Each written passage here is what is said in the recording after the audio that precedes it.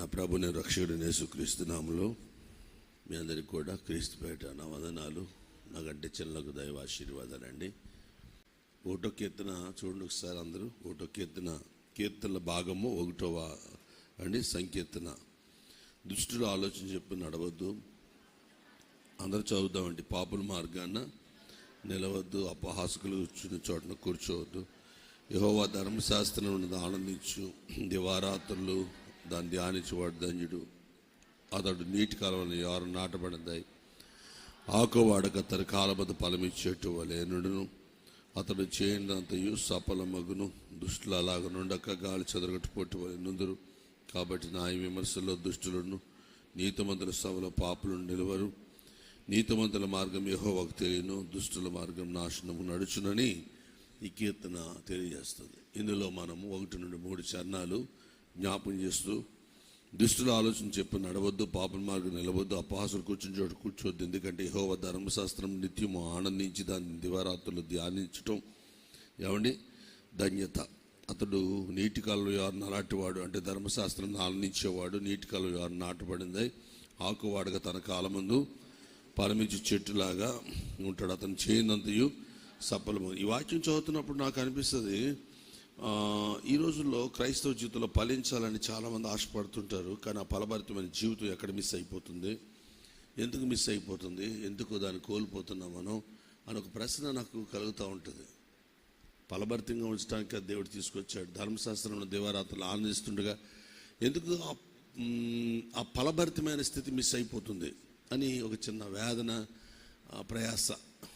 సంఘం అందుకే ప్రతిరోజు ఏదో మీటింగ్, ఏదో ప్రార్థన, ఏదో కూడిక పెట్టి ఈ ధర్మశాస్త్రంలో ఆనందింప చేసి వారిని ఫలభరితంగా మార్చాలి అనే తాపత్రయం మీ గుండెల్లో అధికంగా ఉంటూ ఉంది ఈ మధ్యకాలంలో. అయితే ఎందుకు మిస్ అయిపోతుందిరా అంటే, దుష్టుడు ఆలోచన వదలట్లేదు. కొంతమంది పాపుల మార్గం విడిచిపెట్టలేదు, అపహాసకులు కూర్చునే స్థలాలు విడిచిపెట్టలేదు, పైగా ఈ కోటాలు కూడా విడిచిపెట్టట్లేదు. ఈ రెండు ఉన్నాయి. అందుచేత ఫలభరితమైన స్థితికి అడ్డొస్తుంది అది. ఇది దుష్ట ఆలోచన, పాపుల మార్గం, అపహాసకులు కూర్చునే స్థలము. ఇవి 3 పనిచేసే స్థలంలో యెహోవా ధర్మశాస్త్రం ఆనందించాలని ప్రయత్నించిన మళ్ళీ ఇంటికి వెళ్ళినప్పటికీ ఏమైపోతుంది, నీరు కారిపోద్ది అనమాట. అందుకు అతడు చేయనిదంతా ఏమవుతుంది, విఫలమైపోతుంది. సఫలం బదులు సఫలం అవ్వాలి అంటే ఖచ్చితంగా ఈ అనుభవాలు కూడా మనం వెళ్ళాలి. ఒక 2 కుటుంబాలు మనం చూస్తే, అబ్రహాము లోతు కుటుంబంలో, లోతు అబ్రహాముతో ప్రయాణం చేసినంత కాలం అన్ని విషయాలు ఫలిస్తూ వచ్చాడు, అభివృద్ధి చెందుతూ వచ్చాడు. ఎంత అభివృద్ధి అంటే నాకు ఆదికాండం 13:7 చెప్తుంది ఆ మాట. అతని యొక్క కాపరులకు, అబ్రహాము కాపరులతో ధీటిగా పోట్లాడేంత అభివృద్ధి జరిగిపోయింది. ఎక్కడ అబ్రహాము పిలువబడింది అబ్రహాము, కానీ అబ్రహాముతో కాపరులతో లోతు కాపరులు ఫైట్ చేసే అంత ఆస్తి విస్తరించిపోయింది. ఎందుకంటే ఫెలోషిప్, సహవాసం. ఎలాంటి సహవాసం? పిలువబడిన వాడి సహవాసం, దేవుని చేత పిలువబడిన వాడి సహవాసం. నేను ఇలా రాసుకున్నాను, ఆదికాండం 12వ అధ్యాయం ప్రకారంగా దేవుని యొక్క వాగ్దాన సంబంధమైన బలిపీఠములు కలిగిన వాడి ఇల్లు, గృహం అది. 2 ఆదికాండం 13వ అధ్యాయం ప్రకారం దేవుని స్నేహము, దేవుని సహవాసము గల గృహం అది. ఆదికాండం 14వ అధ్యాయం యాజకుని యొక్క రొట్టె ద్రాక్షరసం గల గృహం అది.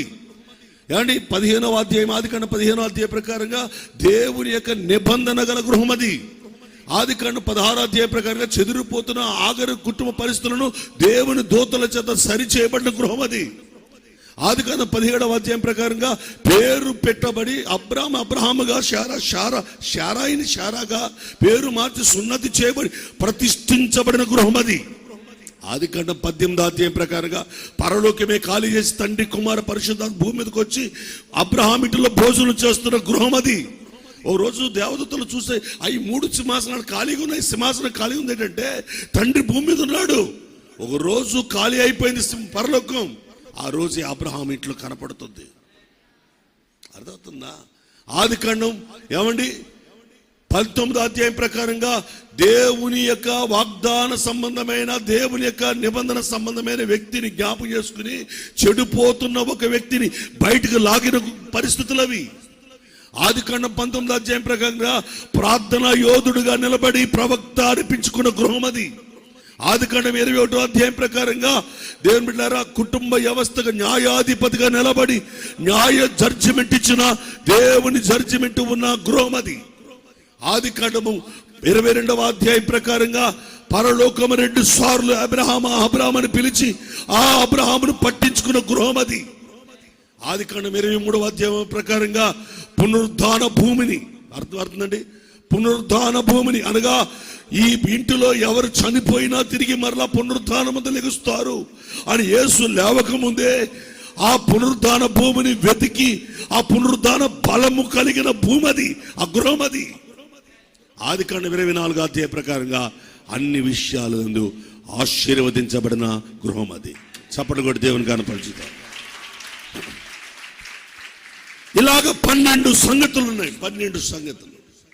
అలాంటి గృహాన్ని విడిచిపెట్టి, ధర్మశాస్త్రం ఉన్న గృహాన్ని విడిచిపెట్టి, దేవుడు యాజకుడు బలిపీఠం ఉన్న గృహాన్ని విడిచిపెట్టి ఏదో ఉద్ధరించుదామని చెప్పి సొదొమ గొమొర్రా వెళ్ళిపోయాడు లోతు. ఈ ఆస్తి విస్తరించిన తర్వాత ఏం చూసుకున్నాడు?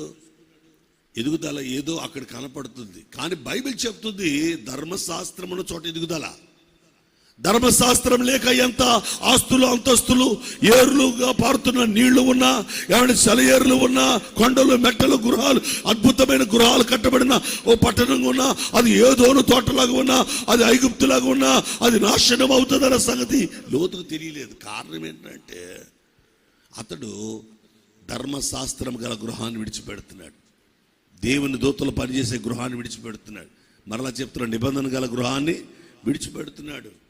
ఈరోజు చాలామంది జీవితంలో పైకి భక్తి ఉన్నా ఇలాగే ఆధ్యాత్మికమైన దైవ పరిచయను విడిచి వారి మనసులో వేరు వేరు తలంపులతో మనుషులు ఉంటారు.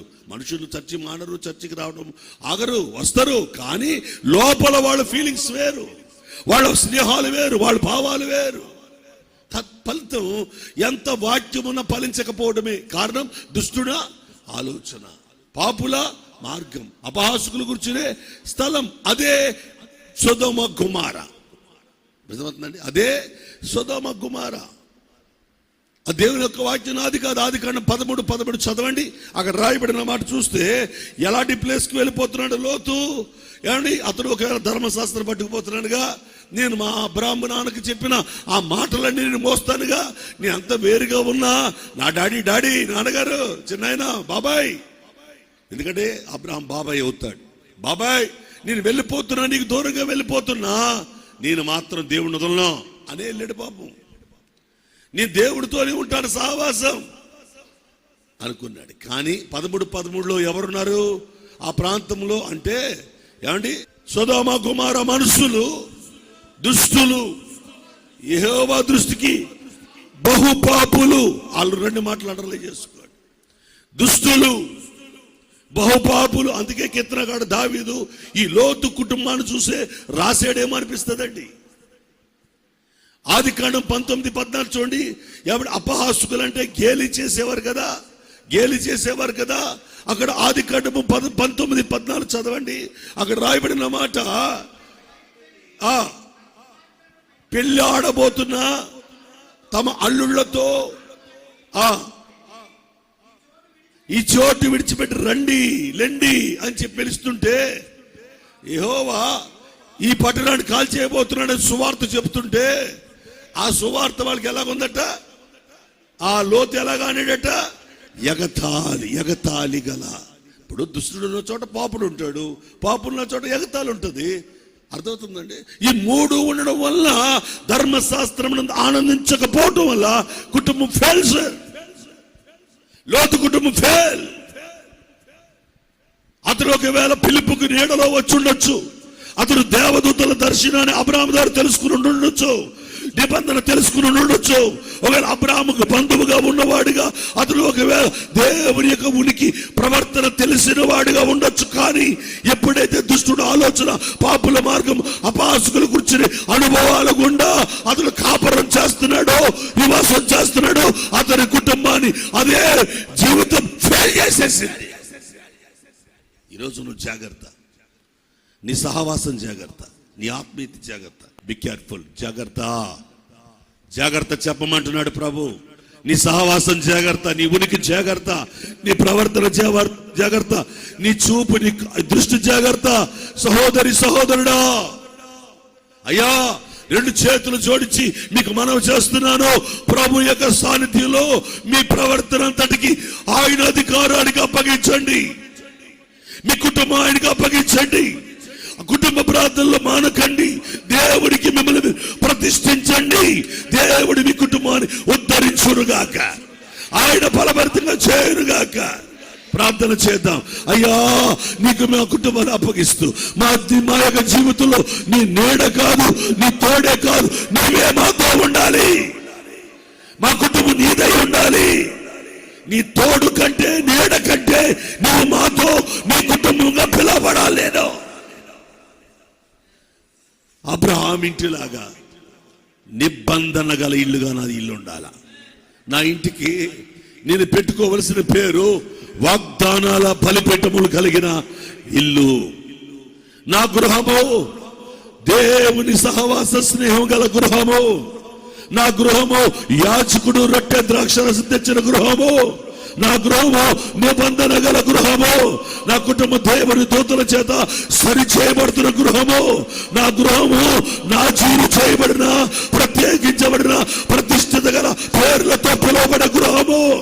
నా గృహము పరలోకము దేవుడు భోజనం చేసే ఆతిథ్యం తీసుకునే గృహము. నా గృహము నా ద్వారా చెడిపోతున్న సమాజాన్ని బాగు చేసే గృహము. నా గృహము దేవుని ప్రార్థనా సన్నిధిలో ప్రవక్తగా పిలువబడే గృహము. నా గృహము న్యాయాధిపతిగా దేవుడే ఉండి న్యాయము తీర్చే గృహము. నా గృహము పరలోకముతో పనిచేసే గృహము. నా గృహము పునరుత్థాన బలము కలిగిన భూమి గల గృహము. ఎటర్నల్ లైఫ్ నిత్య జీవము గల భూమితో పనిచేసే గృహము. నా గృహము అన్ని విషయాల్లో ఆశీర్వదించబడిన గృహము. అలాంటి గృహముగా మార్చండి. నువ్వు తోడి కాదయ్యా, గృహమే మారిపోవాలి. రాత్రి నా గృహమే మారిపోవాలి. నా పరిస్థితులు మారిపోవాలి. దుష్ట స్నేహము గల గృహముగా నాది ఉండరాదు. పాపుల గృహముగా నా గృహం ఉండరాదు. అయ్యా, అపహాసకుల గృహముగా నా గృహం ఉండరాదు. నీ ధర్మశాస్త్రం నా ఇంటిలో పని చేయనివ్వండి. ప్రార్థించాలి, ప్రార్థించాలి, ప్రార్థించాలి, ప్రార్థించాలి, ప్రార్థించాలి.